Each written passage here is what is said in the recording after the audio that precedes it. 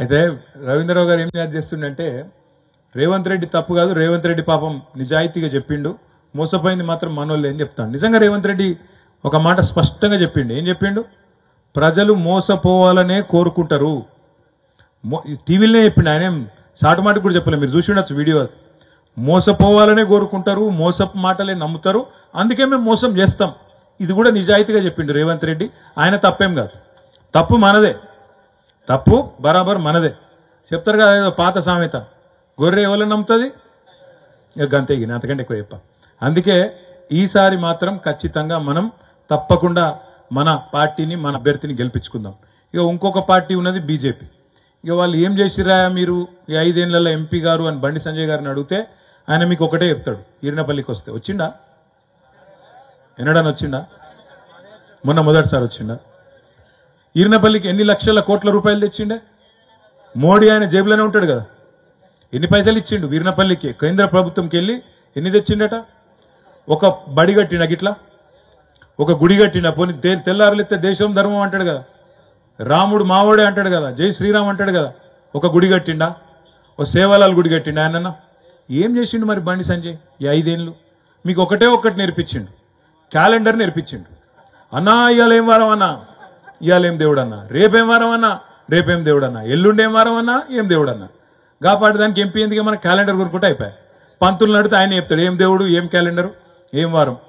మంగళవారం ఏ దేవుడు, బుధవారం ఏ దేవుడు, గురువారం సాయిబాబా, శుక్రవారం వెంకటేశ్వర స్వామి, హనుమంతుంది ఏం దినమే, మంగళవారం హనుమంతు.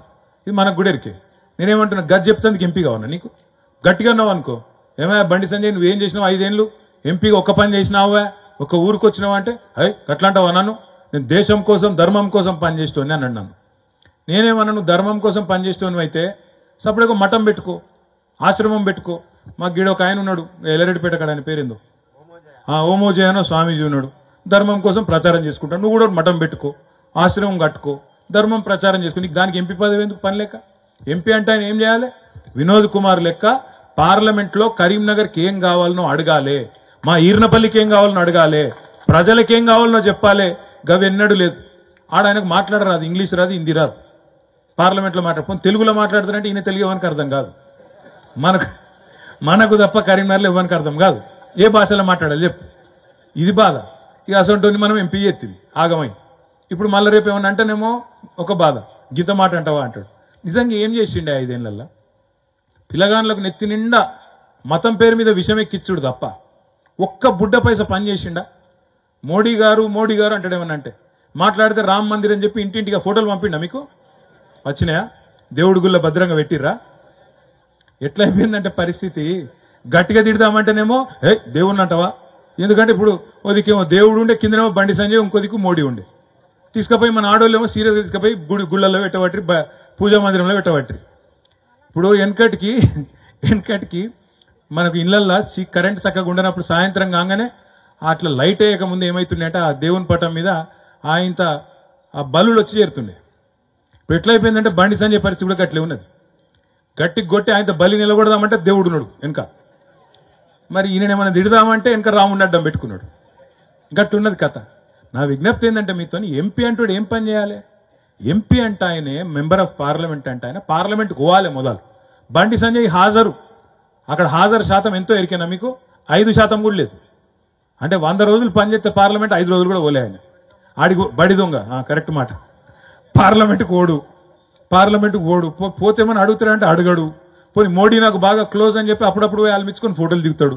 పోనీ మోడీని అడగచ్చు కదా, నా కరీంనగర్ పార్లమెంట్ లో ఒక IIIT ఇయ్యి, ఒక మంచి విద్యా సంస్థ ఇయ్యి, నాకు ఒక ఇండస్ట్రీ ఇయ్యి, మా వాళ్ళకు మా గిరిజన ప్రాంతంలో ప్రత్యేక ప్యాకేజ్ ఇయ్యి, ఇక్కడ అభివృద్ధి కోసం ఇంక కొన్ని 100 కోట్లు 200 కోట్లు ఇయ్యి, ఒక పెద్ద గుడి కడతా 200 కోట్లు ఇయ్యి, ఇవన్నీ అడగచ్చు కదా. ఏది అడిగింది లేదు, 5 ఏళ్లు మాట్లాడింది లేదు. ఇక్కడ కేసీఆర్ని తిట్టాలి, ఊరి మీద వాడాలి, బొబ్బ పెట్టాలి, పిల్లగాళ్ళని ఎత్తికారాబ్ చేయాలి. ఏంద్రా అంటే హిందూ ముస్లిం, హిందూ క్రిస్టియన్, హిందువై జీవించు, హిందువై గర్వించు. వీళ్ళు లేకముందు హిందూ కాదా మనం? వీళ్ళు లేకముందు, బీజేపీ వాళ్ళు రాకముందు మనకు దేవుడు ఎరకలేదా? మన ఇళ్లలో పూజలు చేయరా, వ్రతాలు చేసుకోరా, పండుగలు చేసుకోరా, బొట్టు పెట్టుకోరా? వీళ్ళు వచ్చినాకనే నేర్పించిరా? వీళ్ళే వచ్చి దేవుణ్ణి ఉట్టించి, వీళ్ళే వచ్చి మొత్తం దేవుడేందో మనకు పరిచయం చేసి వీళ్ళు దేవునికి మనకు మధ్యన అదేదో అంబికా దర్బార్ బత్తి లెక్క భగవంతునికి భక్తునికి అనుసంధానం లెక్క బిల్డప్ ఇవ్వబట్టే మనకు తెలియదా ఇదివరకు పూజలు తెలియదు, పునస్కారాలు తెలియదు, యాగాలు తెలియదు, గుళ్ళుగట్టుడు తెలియదు, గుడికోడు తెలియదు, మొక్కుడు తెలియదు. మొత్తం బండి సంజయ్ నేర్పించిండు, మోడీ పంపించినాడు. దయచేసి నేను మిమ్మల్ని కోరేది ఏంటంటే దేవుడు అందరి దేవుడే. మనము జై శ్రీరామే, మనము జై శ్రీకృష్ణుడే, మనకు దేవుడున్నాడు, మనకు పండుగలు ఉన్నాయి. శివరాత్రి వస్తే జాగారం చేస్తాం, ఇంకో పండుగ వస్తే పూజలు చేసుకుంటాం, అన్ని చేసుకుంటాం, అన్నిటికీ ముహూర్తాలు చూస్తాం, అన్ని చూస్తాం.